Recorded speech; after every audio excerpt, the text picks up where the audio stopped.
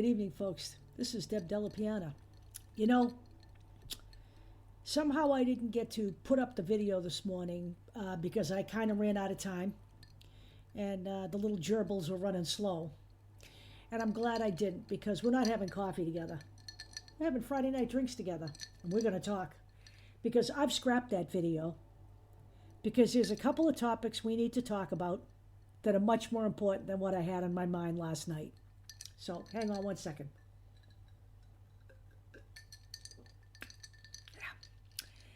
So let's talk. Two subjects tonight. I'm going to try to get through them without making this a very long video. Let's talk about the truckers' convoy. The truckers' convoy, which is kind of aimlessly spinning its wheels down in the DC area, annoying the average driver who needs to get to work, berating the drivers on the road, totally paranoid, convinced that people who are flipping them off are operatives from Antifa. You can see that all over Twitter. But actually, what they are is just annoyed fucking drivers. Because what the truckers are doing is totally fucking immaterial at this point, except for one thing. This was never just about masks and mandates and vaccines, okay? This goes much deeper than that. And only the either unwitting dumbass GOP legislators or the ones who are in collusion with these fuckers hasn't been able to put their heads around that right now. So what we have basically is a bunch of disgruntled truckers who are boxing in drivers between trucks when they give them the finger. In some cases, they're ramming drivers and leaving them on the road, driving away in their trucks. You know, making commentary as they're driving away. Did I get him? Threatening drivers, threatening to run them over, making fun of their accents. You know, all that charming shit that's all about freedom. Freedom from masks and mandates, which actually have fallen by the wayside. They were already a done deal before these assholes got to Washington. Okay? And they had nothing to do with changing anything that's changed with COVID. All of this discussion had already been in the works for weeks before the mandates were dropped. Okay? And by the way, let me just say this. China's about to shut down again, and they're having problems in Japan because there are new variants, and we all knew this was coming too. You know, only Americans are that insulated and fucking ignorant that they don't understand that this pandemic is in control. They are not. You may be done with the pandemic, but the pandemic isn't done with you yet. But for the time being, everything's pretty much been relaxed here all across the United States, except in areas where there are low vaccination rates and the numbers are still high. That's all on you. That's all on fucking you, okay? Don't whine to me. Your ignorance about science and vaccines, your paranoid beliefs in assholes like RFK Jr., Andrew Wakefield, and the rest of the goddamn anti-vaxxers, Sherry Tenpenny, all of the nitwits. Your belief in them is causing your problems. It is your fault. It is not anyone else's. You're pissed off at a pandemic is what you are. You're not oppressed. You're inconvenienced. Life is tough. Suck it the fuck up. But in the meantime, what you're doing is you're taking your anger out on people who have absolutely nothing to do with your problems. Preventing people from going to work tends to piss them off. Making people late for appointments tends to piss them off. So, the esteemed senator from Kansas, the esteemed senator from Kansas here, I'm going to call it Canvas only because, you know, we're talking Kansas and we're talking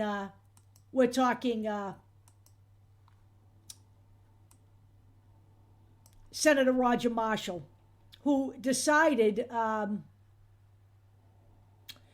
to give a tour of the Capitol to the truckers. Somebody noted that perhaps we had learned absolutely nothing, and I think that's a pretty fair assessment. We have learned absolutely nothing about what's a smart move and what's not a smart move, because we all know that some of the same people funding this trucker movement are the same people who funded January 6th, 2021. And we all know that this is not just about masks, mandates, and vaccines. And I'll tell you how we know that. So apparently, Roger Marshall defended himself by saying that he can't believe that people are up in arms about him giving tours to hardworking truckers, hardworking people from Kansas and other states. They're hardly working. They're not working. They're grifting off people who are sending them fucking money. They're driving around, driving slow, disrupting traffic, having a good time on everybody else's dime. Okay? These are not what I would call hard workers. This is day, 23, 24 of Washington right now? They can't all be hurting that badly for money. Okay? So, apparently, Roger Marshall thinks this was a good idea, in spite of the fact that some of the rhetoric coming out of these truckers' mouths should be taken seriously. For example, quote, "Today we're getting right next to their walls."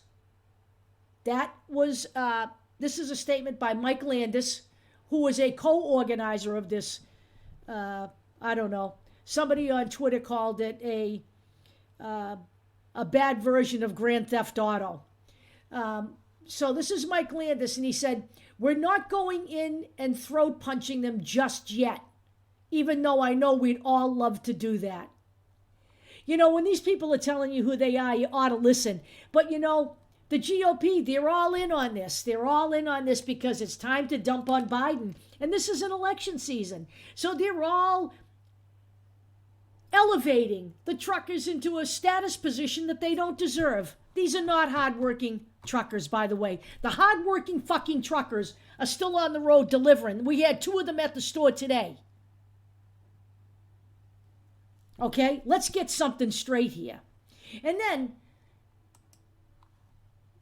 in the town of Hagerstown, at the Speedway,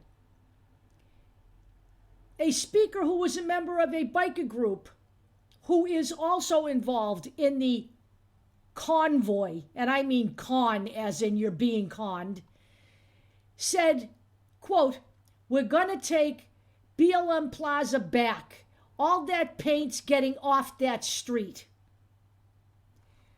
Folks, this isn't masks and mandates. What we have here is a movement that is full of white supremacists and racists, being funded by the very same people who funded January 6th, and the hapless American public who wants to buy into this freedom bullshit. Nobody is being oppressed in this country.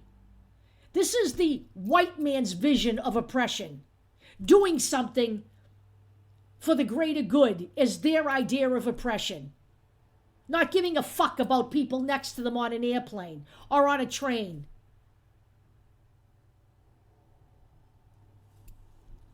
Let's get this straight, folks. This is over the top, out the door, and accomplishing nothing except these people are on fucking vacation and someone's paying their way. So you go on and enjoy yourself and do that. Because guess what? All of this right here is a moot point except for the part where they're talking about violence and the part where they're indulging in violence. And if you don't think that ramming cars on a freeway is violent, then there's something actually wrong with you. So, let's move on to the next topic.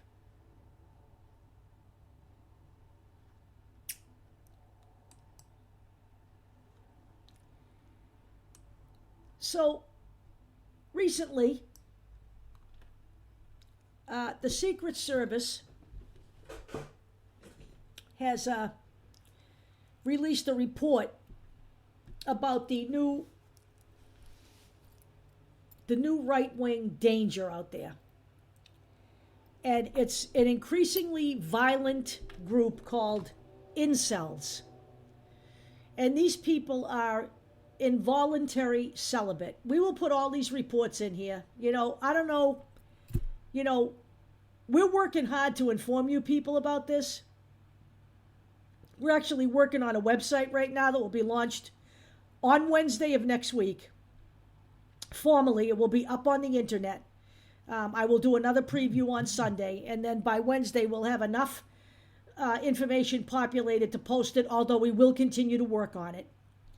And we're going to talk about this incel thing, but we're going to talk about it today too. So let's just familiarize some of you folks with the terminology, okay? So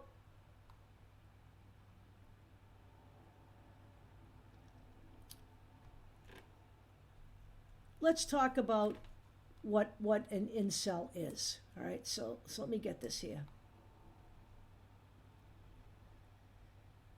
An incel is short for involuntary celibate. Incels are an online subculture known for great hostility towards women because, of course, they are interested in women, but they can't seem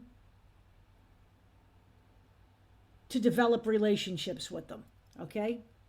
There have been several deadly rampages attributed to men who identify as incels and those claiming to pursue an incel revolution. Okay? A wizard is a male virgin who is over 30 years old. They often attribute their celibacy to social anxieties and depression. A wizard apprentice is a male virgin who is under 30 years old and is not seeking to have sex. An ugly cell, I'm not making this up, okay? I just want you to know that. An ugly cell who attributes their inceldom to their lack of attractiveness. A wrist cell is an incel who attributes their inceldom to the thinness of their wrists. A frame cell, an incel who attributes their inceldom to their small skeletal frame. And a gym cell is an incel who works out hoping to become more attractive. Looks maxing. It's any action taken by an incel to improve their appearance. These include haircuts, working out, and dietary changes. A Chad is a derogatory name used by incels for the archetype of men that women find attractive. I remember when there was a hanging Chad, and that had something to do with voting. Remember that? Well, a Chad is something different. He ain't hanging. In fact, they're not hanging at all. A Stacy is a derogatory name used by incels for attractive women. To incels, Stacys are only interested in Chads. Not hanging Chads, but Chads. Normie, a derogatory term for people who are considered mainstream. So, now, we have always had incels on the planet. We've always had unattractive people who couldn't get dates, unattractive men who couldn't attract women, unattractive women who can't attract men. We don't seem to have, though, women who indulge in violence because they're sexually frustrated. That seems to be something on the male side of the spectrum. I could go on here because there's others, but we don't really need to. So, the Secret Service study that they did was, indicative of increased violence towards women because these guys are pissed off that they can't get a date. So,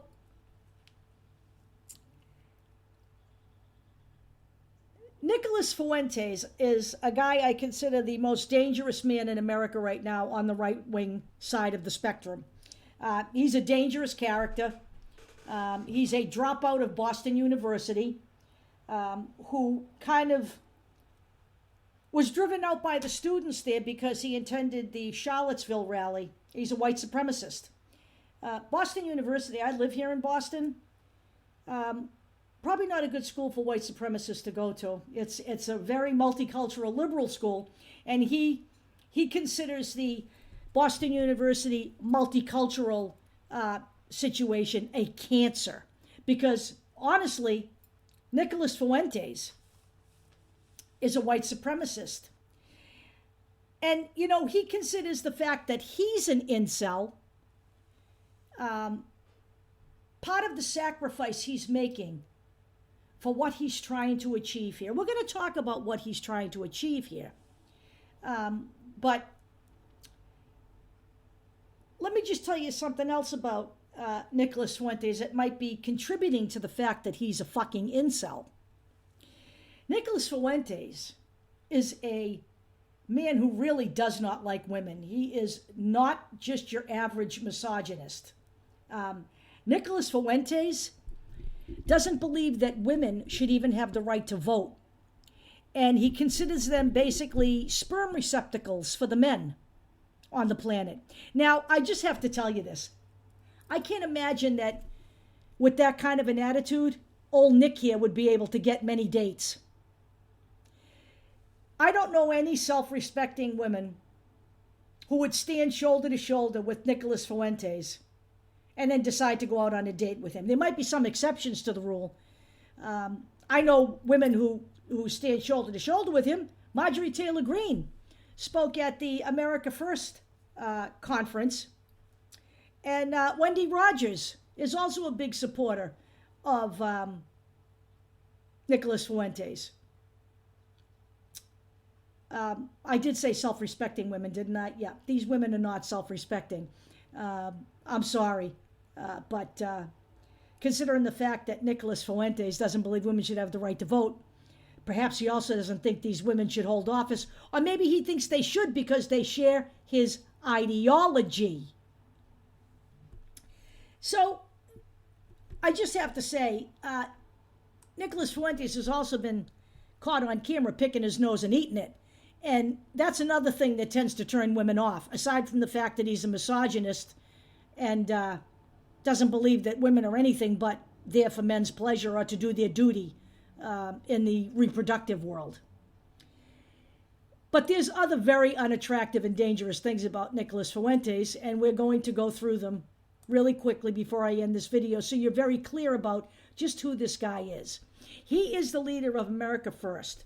And when we say America First, we're not just talking about putting America first in what we think. We're talking about America First being white people only. That's really what America First is all about. It's about white people only. That is what they're trying to achieve here. And what Nicholas Fuentes is trying to do, he's trying to forge a white nationalist alternative to the GOP, or to take the GOP over. And look, don't laugh here. There are several people who are already white nationalists. If you're going and speaking at a white nationalist convention, you are already in office and are a white nationalist.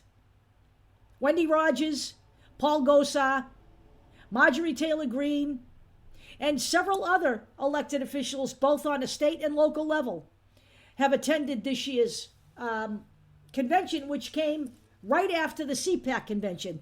They were right in the same place, right next to each other, so they could crib all the white nationalists from the GOP meeting, bring them on in, and have them speak to the white nationalist audience.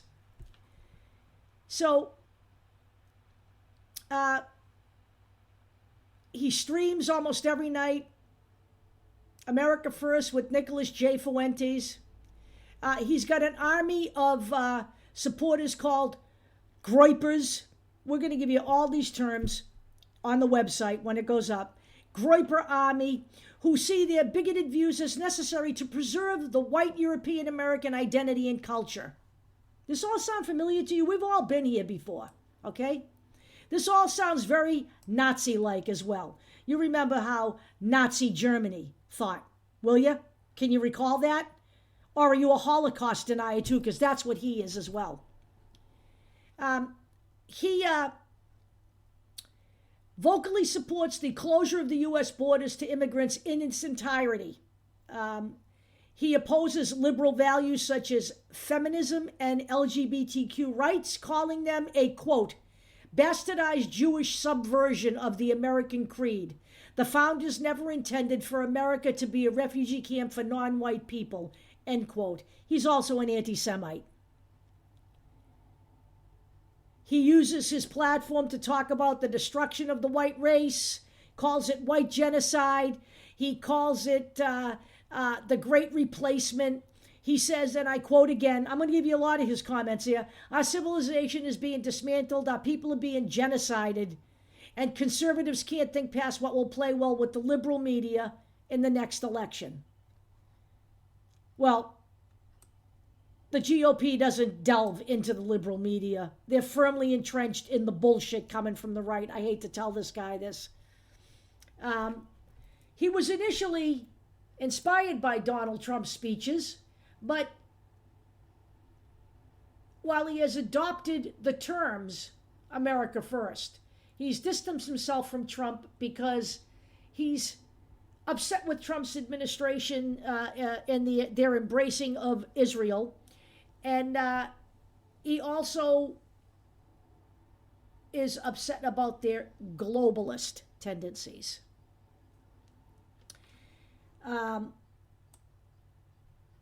He's followed by the usual, right-wing pundits, Michelle Malkin and Steve King, white supremacists like Vincent James Fox. All of these people want to replace the GOP with a white nationalist version of the GOP. And I believe people like Marjorie Taylor Greene, Paul Gosar, and the rest of the white supremacists in office would be very happy with that. Nicholas Fuentes believes he's working to defend against leftist cultural changes that are destroying the true America, a white Christian nation. And he hides, his white supremacy behind the Christian conservative term.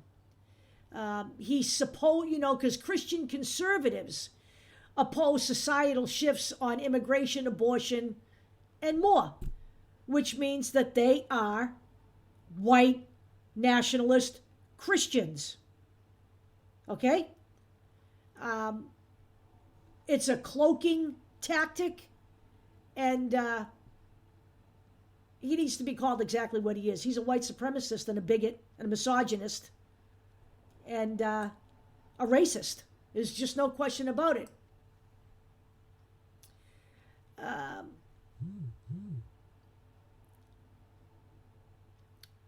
During his speech at this year's conference, he asserted that even though adherents of the America First movement are, quote, sheep among the wolves and the snakes, they will ultimately prevail as they have the protection of God and Jesus. These guys use God and Jesus for the most heinous things. And this is why I don't do religion. I don't do religion. And this is why. His vision is to, quote, redefine the right wing by solidifying the political realignment that Donald Trump initiated in 2016 under the banner of America First. He calls COVID a hoax, even though we're approaching 1 million dead. They're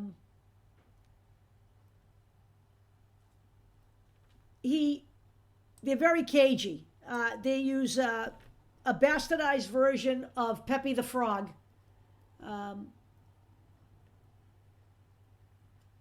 To get their point across, and this is all done to attract younger mainstream conservatives so that they can be exposed to their ideology.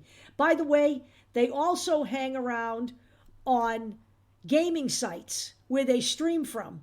They hang around on Twitch. They hang around on D Live.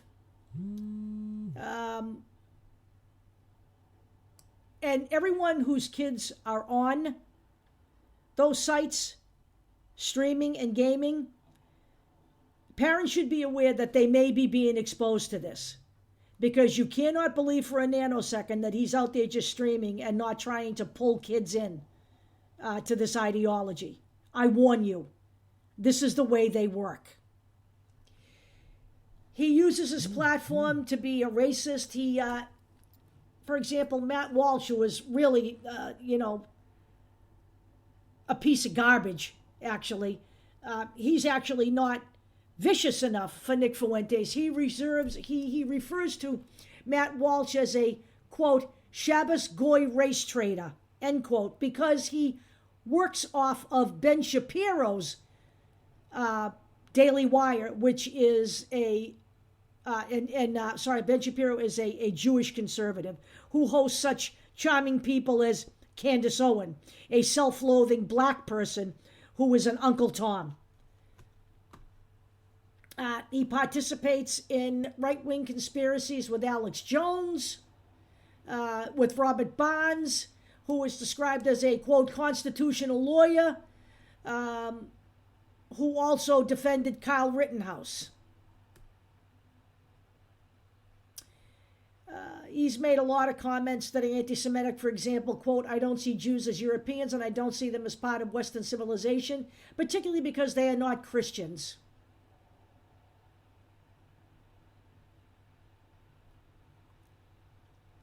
He wants to take power away from the Jewish people. He keeps claiming that whites are under attack. He says he's actually sent this tweet. Any serious person thinking about globalization and demographic changes should actually care a lot about racial differences and intelligence.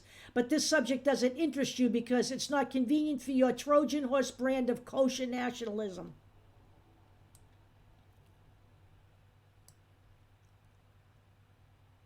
He insisted after the Derek Chauvin trial, where he was found guilty, that blacks and minorities are, quote, being put at the top of the racial caste system.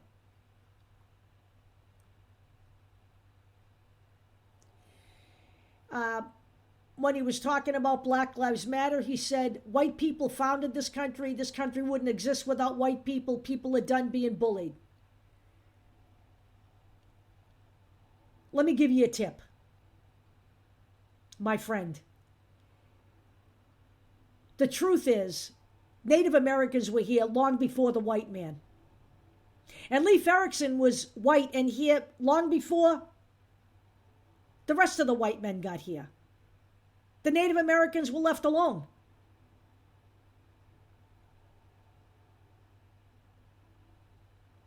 This country was founded by Native Americans. Let's be very fucking clear. The white man came to this country and committed genocide against Native American people and stole this fucking land from the Native Americans. The white man did not find America. The white man stole America. He's also made the comments that the policies of the pre-civil rights era American South, quote, was better for them, it's better for us, it's better in general. He has promoted the election fraud narrative, stock the steal. I'm not going to go into all of that. I've been through all of that stuff. He posted a video on DLive where he tacitly urged followers to kill state legislators. Then he seemed to backpedal because maybe he thought better of saying that. But it didn't stop him. What can you and I do to state legislators besides kill them? Although I'm not advising that, but I mean, what else are you going to do? Well, then you are advising it. People, let there be no mistake about this. The fact that you people are not paying attention to any of this is fucking mind-blowing. It's mind-blowing.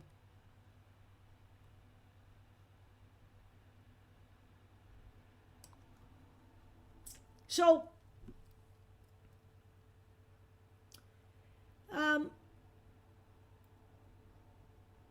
it says here that he's being praised by a spectrum of far right-wing fringe conservatives. Well, the fact of the matter is, Michelle Malkin and politicians like Paul Gosar and of Arizona, a state that is totally off the fucking charts in the normal range.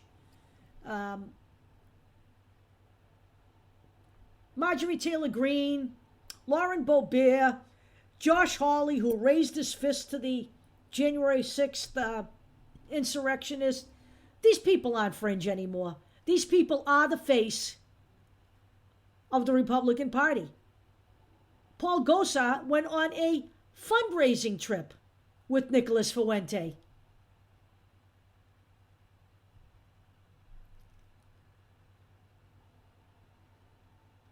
He has got an upcoming event with Fuentes and Paul Gosar, and Fuentes is calling that the White Boy Summer Road Trip. This guy exists out there every day talking shit like this.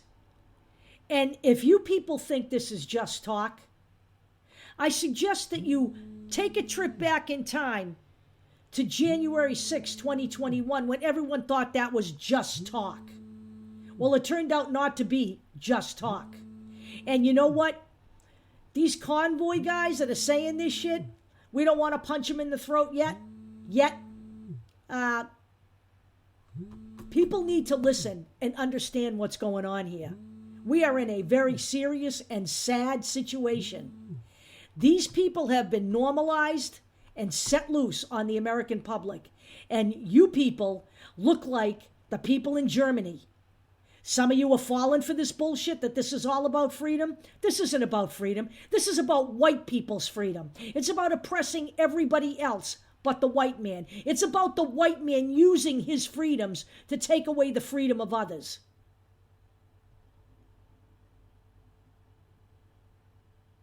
There's a Netflix documentary that I recommend people watch. It's called The Final Account.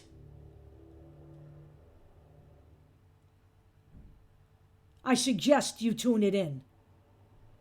And I suggest you think about what you see in that documentary and what you see going on right here in America today. Wake up, people. Because you know what? You might think because you're white that you're safe. But women should understand already that unless you share this ideology and consider yourself second-class citizens, you're not safe because you're white. In fact, women are not safe at all. Women are in the same boat as immigrants, blacks, Asians, and other people who don't look and act like white supremacists. I'll talk to you all later.